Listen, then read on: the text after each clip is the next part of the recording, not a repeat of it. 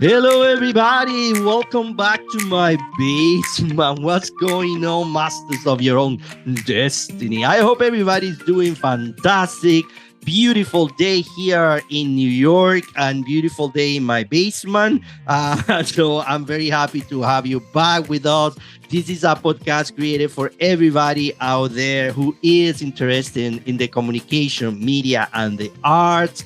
We have conversation with those experts in the field, and of course, the people working behind some of your favorite TV shows, movies, plays, Broadway show, you name it, they are in the basement. I want to thank you, of course, for being with us, but also our partner with WCNY PBS in Central New York. It's thanks to that partnership that we can come to you every other week.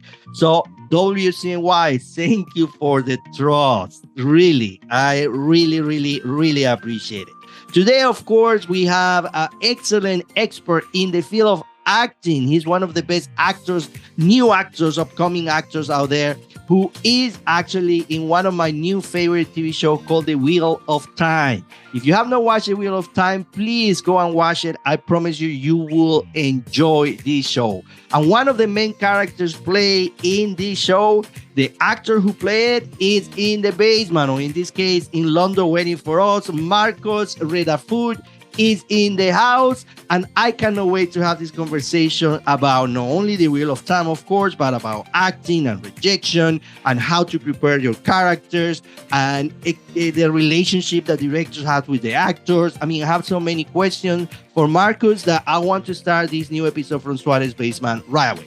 Here we go.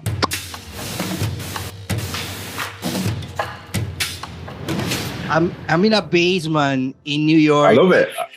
I love it, man. I love it. I like it. It's got a cool vibe to it. Yeah, you are in London, and we can actually, on a Friday morning, just have this conversation, chit chat about your career and things like that. So, welcome, and thank you so much for taking the time. Thank you, man. Thank you for having me. It's a pleasure. No, it's a pleasure. Listen, our podcast is an educational podcast. It's listened by a lot of students who want to be in your shoes in some point in life, right? And I always want to start a little bit with like kind of going back in time, or your childhood, or when do you realize, I think acting is something that I would like to pursue? Yeah, I mean, initially, I was always transfixed by films. Like I was just always go to the cinema with my parents, or like it'd be the one thing I'd save up my money for. But I think the first time I realized this was something that I wanted to do or protect is that I didn't care what my friends were doing. I know it sounds quite trivial, but I think when you're quite young, you're very swayed what your friends are doing, whatever, and everyone was playing football, soccer, it's pretty much what all my friends are doing. And it was literally just like, I found this thing, we had a few lessons at school. And I think that it was the first time I felt like I wasn't scared to do something. Like I didn't care what my parents thought, what the teachers thought. And I thought that was something that I had to protect. And then as it carried on, it just has allowed confidence in other aspects of my life. And it was just something that I just found so freeing. And yeah, I think at its best, it's so. First role that you remember playing that you were like, ooh, I think I like this. Do you remember in maybe high school, middle school? Like, what role did you play? Yeah, I went to a place called the Television Workshop in Nottingham, sort of like a drama club. It's a very small drama club in Nottingham, but like, Bella Ramsey from The Last of Us went there. You've got Ewan Mitchell in House of Dragon. All these actors are all over the industry, and we all started in this little basement in Nottingham in the UK. And I remember doing a play there, and I was playing a role in this sort of farcical comedy called Dying for It. And it was just the first time I just felt like this is amazing. Like I just the buzz of doing a theatre play at that age with that level of people around me was amazing. What is acting for you? Like when we talk about, when I interview, many people that is behind the scenes, from cinematographers and set designers and production designers, I would like to have a kind of a very easy definition of how you define your job. Like, what is a production designer? What is an actor for you? What it means to be an actor? I think we're almost just sort of like mirrors for life, really. We're meant to sort of emit back what people are, how people act, how people think, and their imaginations were essentially vessels for the writing or the work, to be able to show that. And I think because people have always needed to see themselves, for as long as we go back, to the Greeks or whatever, people have always needed to see some sort of reenactment of life. And I think actors are the sort of the tools for that, essentially. And I think it's our job to kind of bring that work to life so people can emote and admit and see those things. Well, I'm telling you, I always say that acting is one of the hardest jobs I ever. I went only one time to a class, acting class, and I found it incredibly hard. It's just so complicated because it's almost like you have to keep being yourself, but at the same time, you want to play the role of somebody else. It's very weird. It's very, very weird, very unconventional. It's very hard. I think sometimes people analyze it, even to the other jobs on set. Sometimes people can almost sort of treat it as exactly the same. And of course, all jobs should be respected and all like that. But it's just a very weird animal of a job. Like the timing and space that sometimes for a performance to come in. And, the more I've learned, the more I've realized that things that I might have thought were a bit, a little bit divish or whatever in the past, it's just a particularly interesting job that to kind of allow it, you have to give it time to breathe and to get to sort of capture that sort of almost like a snow globe, to capture those sort of bits of magic. It is very weird, a very weird job. It is and again, it can go in that line where, or you can be very good or you can be very bad. And it's that line where you see sometimes. I always say to my students, you have 4 components, in my opinion. I'm a TV junker, and of course, we're going to talk about Wheel of Time because it's one of my favorite shows that are out there at this point. Oh, it's fantastic! It's such a fantasy, but it has so much to do with what we're living in these days, even when we're living in a different way. But we talk about that in a little bit. But no, of course. The point is, I say to my students, listen, for me, when I go hook into a show, that show need to have good writing, good acting, good production design, and good post-production, editing, music, things like that, right? Of course. When one of those 4 elements fail, I'm out. Like I say, if the dragon doesn't look like the dragon, I don't think I want to watch anymore. Or if the person who is supposed to be suffering is suffering way too much and the acting is not there, I'm like, So your job is incredibly important in the process of visual storytelling. How do you prepare yourself? For example, we can use, of course, Wheel of Time as an example of it because it's the project that you are more active in these days. But how do you prepare yourself to those roles? Like you receive the script, you read it, you try to memorize line first. How that work in Marcus' world? How you prepare? Yeah, I mean, it can kind of differ from different projects. For Wheel of Time, you've obviously got an expansive range of material already there. That's quite unusual. You've got a vast array of source material that you can delve into for your character, which is very helpful. So you've got the scripts, but you've also got the books there.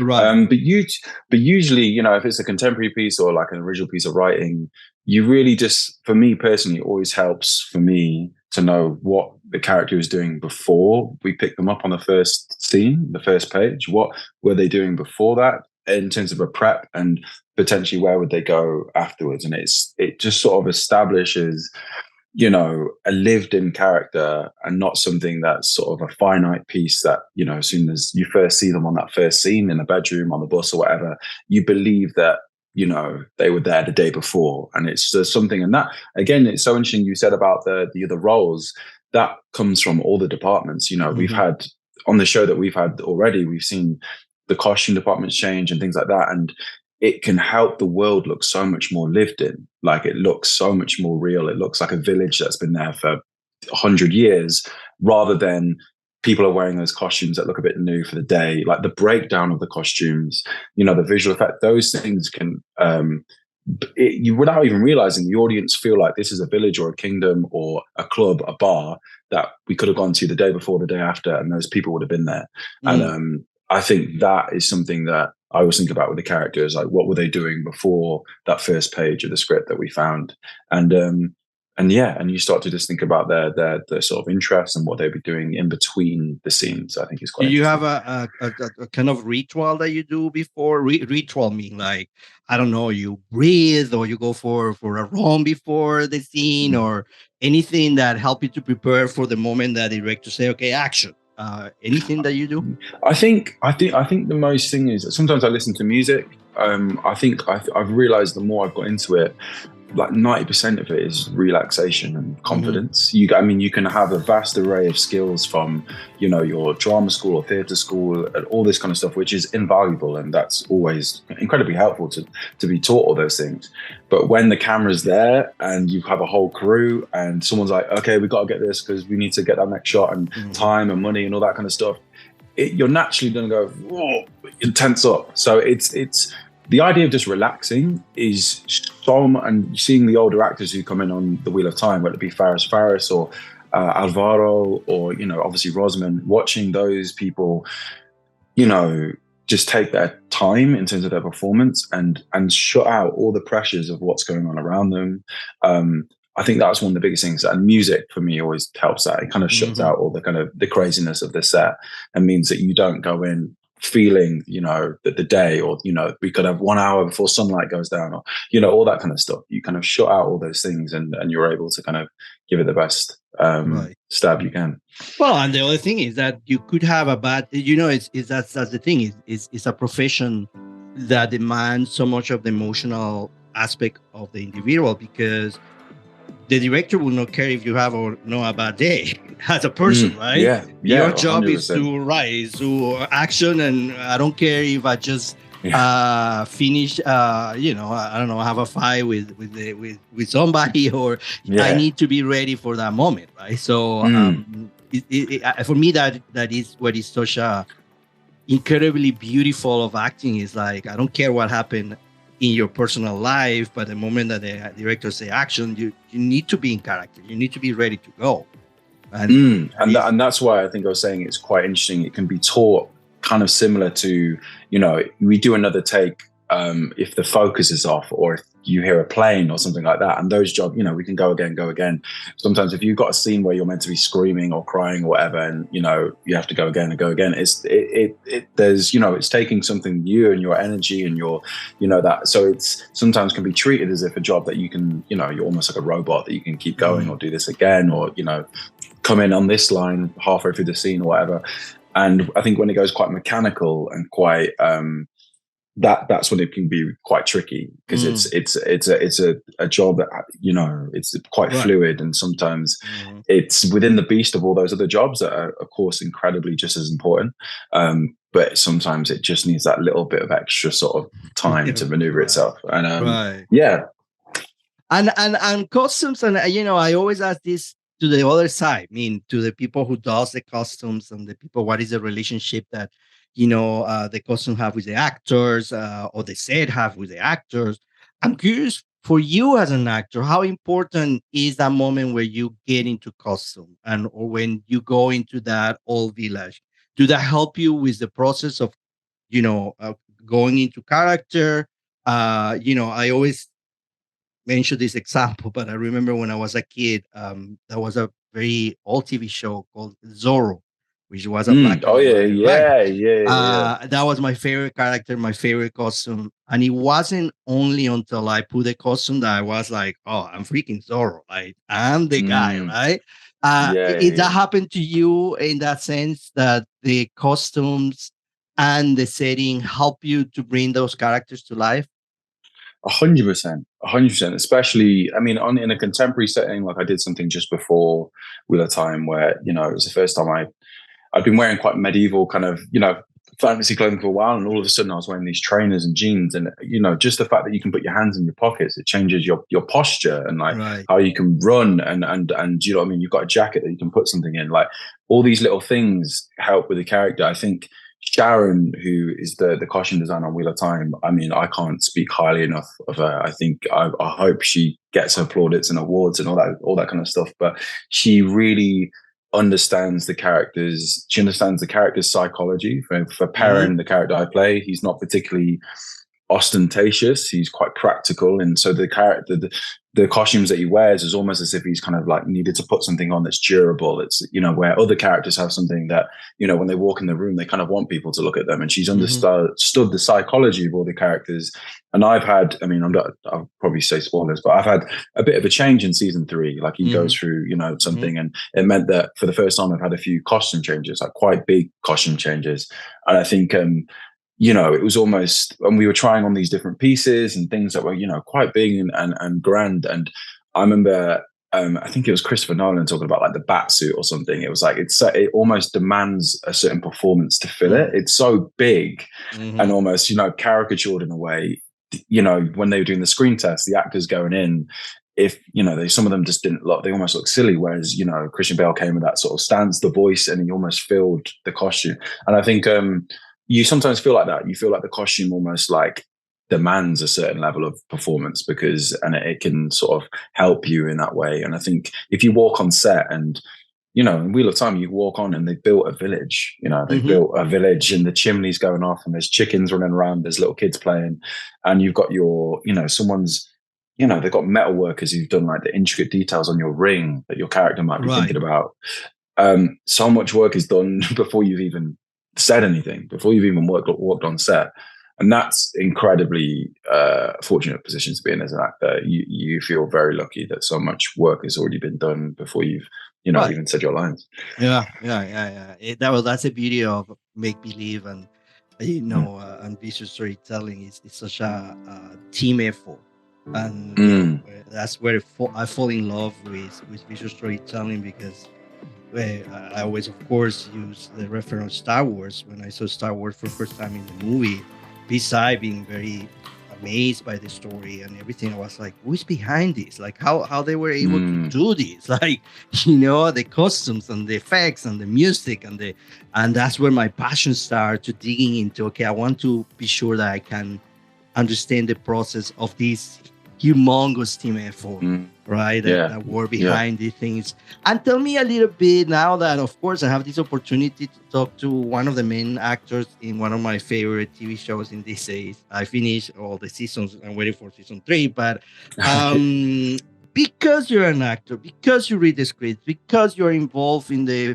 process of storytelling, the question can be a little philosophical, but what is for you the real story of Wheel of Time? In your own words, what is Wheel of Time really about? I think Wheel of Time is it's essentially about a group of young people, young adults from a very isolated, remote village who've kind of realized that essentially the whole pattern of the life they live follows the same sort of like turning of the wheel, but it follows the same sort of pattern in each age. And they start to kind of realize that each individually, they're kind of woven into this pattern, whether they sort of like it or not. They're sort of essential part of this sort of prophecy. And they each individually have to sort of decide how they navigate through that journey. And I think in and amongst all the creatures, the visual effects, the magic, it's essentially like a coming of age story about these young adults and how they navigate the world outside their sort of secluded village that they grew up in the mountains. And I think there's especially, I'll spill everything about season 3. I've got to be careful, but I think there's been so much, particularly this season, that is so human in the storytelling and something that is so and of course I think the visual effects is getting better and better each season. I think that was something that I think they were very keen to kind of develop because it's so integral to the story. But I think in and amongst that, you have real people and you have real people who want to protect their community or want to go over there, who want to see something, who want to help people. And I think that's why the books have resonated with people so much. That there's always a character you can relate to the most. I think that's what I love when we do junkets and stuff. There's people who love Matt. There's people who like Perrin. People who love Nynaeve. There's like Nynaeve reminds them of their daughter, or Moraine, or like. Do you know what I mean? There's such a plethora of characters that are beautifully written, and it's so expansive as well. It's so in depth. My character Perrin, who's particularly internal and quite introverted. he has whole chapters where Robert Jordan just describes kind of what's going on in his head, and that's obviously been a little bit tricky how we develop that onto screen. But it's so rich in its understanding of different people who have different personality traits and how they, yin and yang together. And I think that's been amazing, particularly in this for season 3. It's been amazing seeing new characters come in. It's been amazing. And I think is that something besides, yes, I do agree is a show about coming of age and these young individuals who have been kind of forced to take responsibility for this prophecy that probably would say I'm out. No, 100%. Yeah. Give somebody else, right? Yeah. Somebody I was else like, you know what? Yeah, I'll stay home. I'll just be like a blacksmith for a bit. Yeah, literally. Right. But it is also a story about a society or a universe where we still, even in these days, the idea of the force between the good and the bad and the evil and the is who control what, right? I think that is a very, I think it's a line actually in this season where the bad guy says something like, let me see if I remember a little bit, but he says something like evil is there also to balance good. We cannot live without that process of back and forth. And sometimes when I watch the news in these days, I do the comparison. Say, well, it doesn't seem to be too different of what is happening in real time. 100%. I think that's sort of the key in the semantics of the language in the books. It's like, by definition, to have good, there must be bad, and to have light, there must be dark. And I think that is, and it's really hard sometimes, when you're in the show, you don't want to be like, it's applicable to contemporary issues and stuff like that, because, it can always be a bit insensitive. But I think it feels relevant in terms of some storytelling, and the idea that, especially where they have this vast array of different cultures who seem to clash and don't understand each other, and the idea of difference and the diversity of different ways of living, essentially women who channel in the books, they're known as different things all around the world in our universe, and how they use them. In season 2, you saw the Sanchan almost like enslave them and use their power, whereas in other, in the Two Rivers, it was almost like a wisdom, this sort of like, shaman like character. And I think that's so beautiful to show, like, there's how, universally that the same things are happening all over the world, but how history and culture can adopt it into different ways. And I think that's applicable in so many ways when I look at what's, going on today. Yeah. And Marcus, physically, your job is also very demanding. I mean, you don't only need, well, I'm going to ask you how easy is it for you to learn lines? To learn lines, it's all right, man. I'm not too bad. I'll be honest. I got quite lucky. I wasn't really talking that much at the start. Like, I got quite lucky with my character. It was quite, I really got good down. Quite a pensive stare. I kind of was nailing that. And then as we've gone into season 2 and then season 3, I'm sort of I'm talking more than ever. Than ever. Yeah. So it's I've been a bit like, getting the scripts, like, wow, I've got. Yeah. But yeah, it's good, man. I think it's always quite good sign of good dialogue when it sort of like flows in to your head quite easily. Did you have chance to improvise a little bit in the process of, of course you have a director who is giving you the cues and things like that, but I'm guessing, no, like I want to know, like if in some point you have a little bit of wiggle room to play with the scene and bring to the scene something that maybe wasn't described or wasn't part of the dialogue? I think, and I think particularly as we're growing with the characters, I think the directors, writers and producers are sort of trusting us that we know these characters kind of more than anyone now. I think on a big machine, like a big Amazon machine like this, the day has to keep moving. If you go over by a certain amount of time, that so it's a little bit different. I did an indie film just before, and the director sometimes would come up and be like, so what do we think? Do you think you should like, sometimes there isn't as much time for all of that, just because, you've got horses, you've got kids, you've got fire going on or whatever. You don't have the time to sort of delve into everything. But I think, you can play around with bits, which I think is, as the characters have grown, I think all of us sort of actors who started are finding so much more freedom to kind of like speak how perhaps we think they would say that line, or like they would add in this, or like, actually, I think I'm going to start the scene here. And we're getting more confident in those decisions, which is lovely.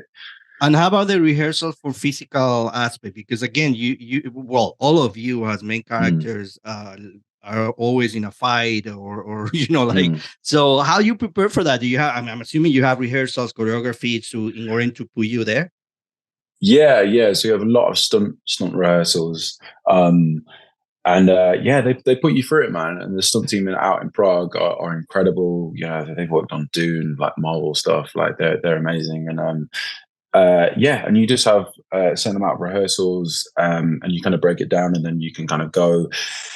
Obviously, there's big variables, like the costume will change it, and then the actual like set. Sometimes you get on and you're fighting somewhere in a forge or whatever, and actually, like, once the camera guy's in and the boom guy, that you don't have much space to kind of like do it. And I think again, particularly in season 2 and especially in season 3, that the action has played a huge part in the storytelling, and there's been really meticulous planning for each thing. And I think the director and the DP have to go and sort of plan it out perfectly. And the better planned it is, the better chaos is created on screen. I think that's something that I really realized. The more time that goes into all the elements of it, whether it's the background artist, whether it's the building burning or whatever, all those the finer details create that chaos that the audience see. And I think I think the show is getting better and better each season. That. Okay, well, Marcus, thank you so much. I wish you only the best. I will be looking forward to season 3 of Wheel of Time. It's sometimes the issue is that I'm so in love with the shows, but the time between seasons is so long. I'm like, no, we need to sort it out. We need to sort it out. But I think I'll be honest, like, again, I'll my mouth. I'll just start dropping everything. But I think it'll be worth the wait. I think hopefully it's not too long. I don't think it will be. Hopefully it's not as long as before. I think the jump that people saw from season 2, I think it's carrying on in that trajectory, and I think I think it's just getting better and better, really. So I'm very excited, particularly for Perrin, but for all the characters. I think there's a lot of growth. Well, I'm excited too, and I think it's going to be a fantastic season. Of course, I invite all our audience to go and find Wheel of Time. If you want to watch a show that have those four important elements of good acting, writing, production design, of course, and editing, that's a show to watch. So look for it. Season 2 is already out, so if you're not watching it yet, go to season 1 and then season 2. Marcus, thank you so much for being with us. Thank you, man. Amazing, man. Amazing. All the best. Bye. Have a lovely day. You too. Bye.